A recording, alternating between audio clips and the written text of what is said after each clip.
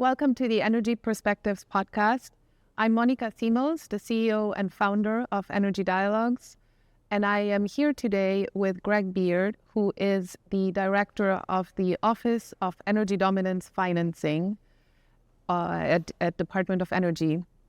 We are recording live from CERAWeek, which is the world's largest and most important energy conference, and it's my pleasure to be here with Greg. Thank you, Monika. I'm happy to be here. Fantastic. So, Greg, you have been with the DOE's Office of Energy Dominance Financing since 2025, a senior advisor. You were appointed in 2026 in January. And I think this is your first podcast as the new director. So it is. Great. I'm happy to talk about what we've been doing and about the important mission that the President's administration and Secretary Wright are leading now. Fantastic. So you spent 30 years in the private sector as an... It goes quick, though. It goes quick. Well, here you are. How is that impacting and framing how you are running the EDF? As you point out, I'm really an energy investor who's now working for the administration. So my perspective is really one that is data-driven, which aligns with the Secretary's background and messaging.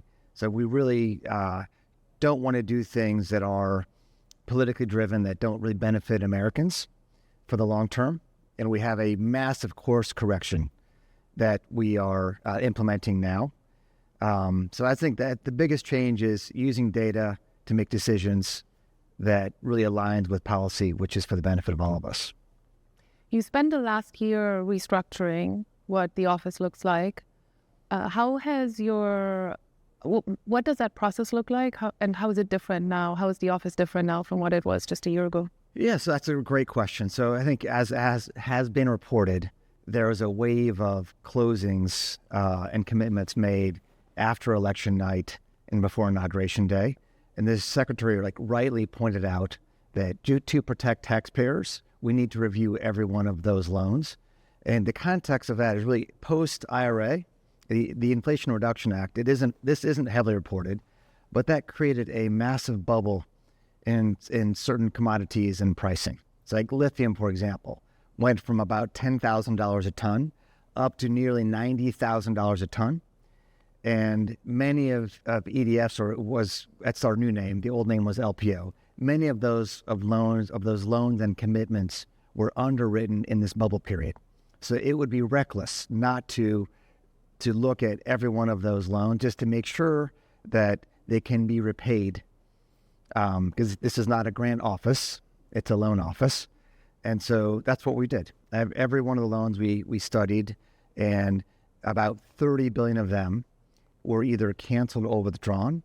And I'd say the ones that were withdrawn knew that under our review, they weren't going to survive. And so they respectfully withdrew from the application process, and then I would say about 50 billion in loans were re-underwritten in order to really focus on making energy less expensive, making the grid more reliable, making us more energy secure.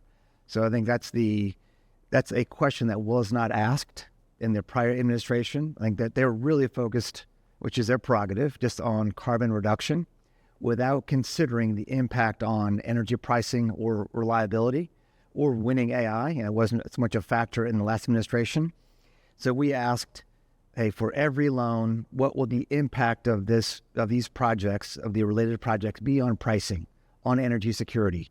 And we've seen a really pretty big amount of restructuring, 50 billion in restructuring. Well, we took out intermittent sources and added baseload power, which is important for us. Remember, in the last administration, energy prices went up, or electricity prices went up 30%, which is faster than inflation and faster than we saw electricity prices go up, in decades. So we needed to reverse course, and the EDF is a very powerful tool for the administration to implement policy that is in alignment with what we think is good for the country. So let's talk a little more about that. The office is now focusing on 6 priority investment areas.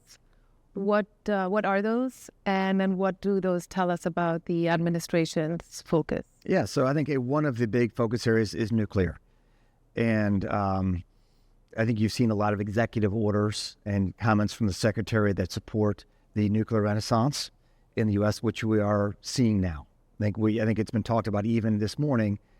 The Secretary announced that we expect to see 3 facilities making power via the nuclear method by July 4th, which is an important thing. I think the focus of EDF will largely be on supporting existing technologies that aren't risky, because we have to repay these loans, and we'll talk more about that later. But other areas are critical minerals.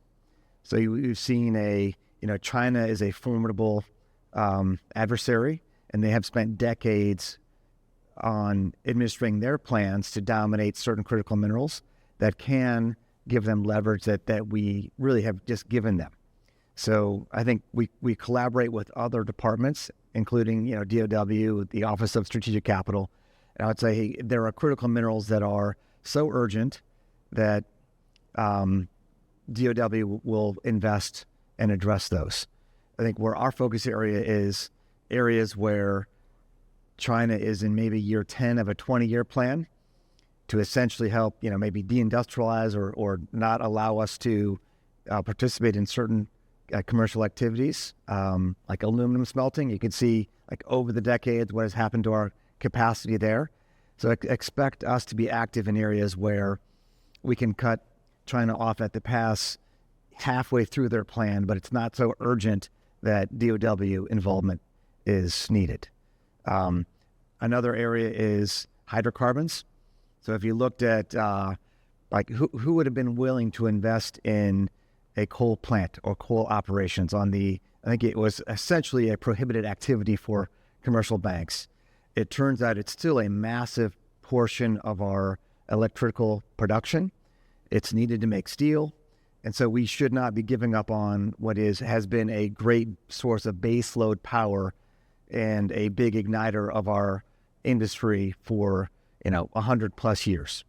So we want to be active, really, to keep any base load asset online. If we know we need to add hundreds or at least 100 gigawatts, why would you plan to take out base load gigawatts that we need? We should not. I think we have of course, we're not climate deniers. There's a battle to be had, but that is a generational battle, not one that we can win in a week or in an administration. So, but you could lose AI in an administration. So we're going to make sure that we get our energy security back, win AI, focus on affordability, which the Secretary rightly says you do that with energy abundance. So curtailing activity is a horrible way to create affordability and cheap pricing. I can get into my background more, but hey, I've been lucky enough to be on the front lines of investing and backing groups that have really discovered and implemented and rolled out shale drilling, horizontal drilling, fracking. That has changed the energy landscape and really made us the powerhouse that we are. We're now seeing a similar opportunity to solve the crisis in electricity generation. So we can turn it around, and the administration's focused on the right things to do that, which brings other areas. We want to focus on utilities, on grid infrastructure, geothermal. I think it might be 6. I think I counted about 6. And I think that's very much in line with what we hear at CERAWeek around affordability, around looking at all energy sources, not cutting any out and such. Well, I mean, you can look at every energy source, but I think the biggest misleading factor of the renewable energy movement was that it was cheap or on par with fossil fuels. I mean, remember that narrative that was told for years. And I think, if you include all of these subsidies, and if you don't include the actual cost to make that power available to the grid, sure, you could argue it might be on par, but it's not. It did have a massive, it still has a massive amount of subsidy that you should include. And then to not include the cost to hook up an intermittent source to the grid is a fallacy. And so a big contributor to why we've seen electricity prices run, it's that those costs weren't factored in, and now the bill is here. What does your current loan authority look like, and what would maximum capital deployment look like, and what does that mean for some of the projects and operations you're looking to finance? Yeah, so we have almost $300 billion of loan authority. We have invested some money already in a few projects that are big and impactful. So the Working Families Tax Cut Act appropriated $200 billion, including $1 billion of credit subsidy, which is a government invention that essentially defines how much risk you can take when you invest that capital. And then there are a few other programs that get us closer to the $300 billion number. And we've obviously deployed between $30 and $40 billion in projects already. And if you don't deploy that capital, you're not going to have an impact. So I think if you looking backward, one of the troubling areas of the office was it would take 18 months to get a loan through the program. And we aspire to shorten that to just a few months, which we're able to do. So we have strategies to be able to do that. But I would expect that as we get through this administration, we will see the vast majority of that capital invested in projects that help the country in hopefully within the next year or so. This is not we have a pipeline that dwarfs the amount of available capital that we have. And so we're going to be high grading those projects, figuring out what is most impactful to the American energy landscape to impact and benefit the most Americans, and we'll deploy capital into those projects. But thankfully, we have a pipeline that allows us to do that, allows us to high grade. You're here at CERAWeek, which again, it's all of the world energy leaders who are here. What is the message you're looking to share? Who are you interested in speaking to? I would say we want to make sure that the world knows that we're in business. We have capital to deploy. We have a direction. We have the support of the administration, and we want to have an impact on what we're doing. So, hey, to the extent that any potential borrowers have projects that need our capital, we will engage and be responsive. And if it doesn't align with what we want to do, it will say so quickly. So we won't waste our time and a potential borrower's time. So it's really, I think the direction from the secretary and from the president is clear, and we're open for business. So please reach out. We will be responsive. Talking about reaching out, what does that process look like? What should companies know as they're thinking about engaging with you? So we have too much money to invest $1 million at a time, or even $100 million at a time. So our projects focus is on projects that need more than $1 billion. And so anything that is related to making us more energy secure, bringing down the cost of energy to make it more affordable, make it more abundant, that's where we want to focus. But I would say looking backward, the office prior to this administration was willing to do projects that really weren't going to benefit, might have benefited a small number of people or the investors in a company, but weren't going to change the energy landscape. Really weren't going to be discovering anything novel. And yeah, I think an example of that is, should we take an agriculture product and turn it into jet fuel for $13 a gallon when jet fuel costs just over $2 a gallon? No matter how much scale you get, that type of project was never going to get down to a commercially viable project without a massive amount of subsidy.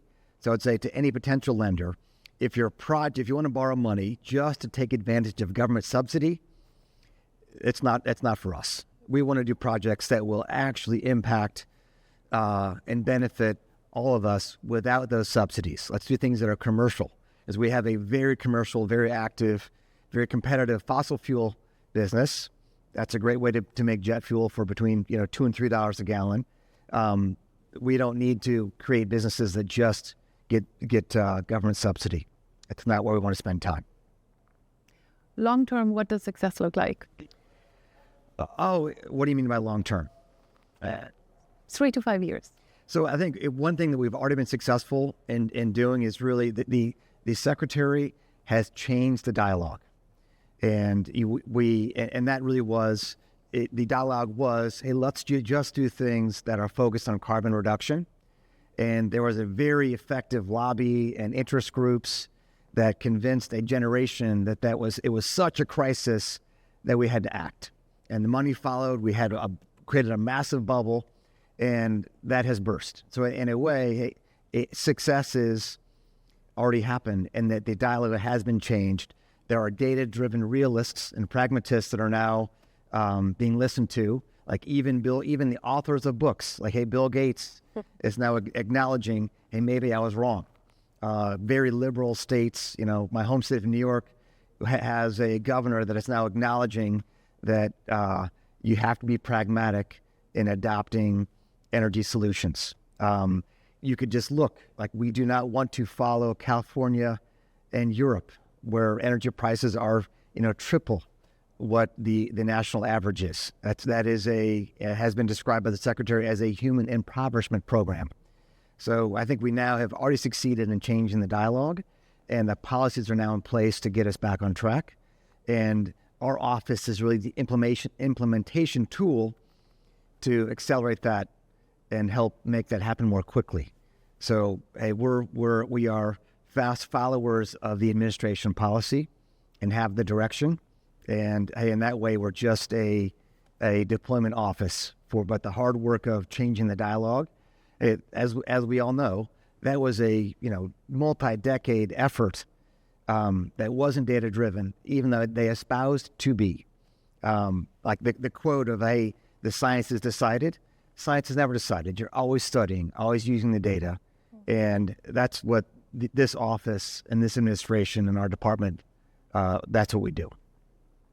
Well, Greg, thank you so much for joining us. We're coming up to the end of the recording. Talking about dialogue, I would be amiss not to mention that we have our North American Gas Forum coming up later this year. I think and hope we'll see you there and continue the dialogue there. But in between, thank you so much for all that you do. Thank you for joining us on the podcast today. And I hope you continue to enjoy CERAWeek, and really nice to have you here. My pleasure to talk to you. Thank you for having me. Thank you.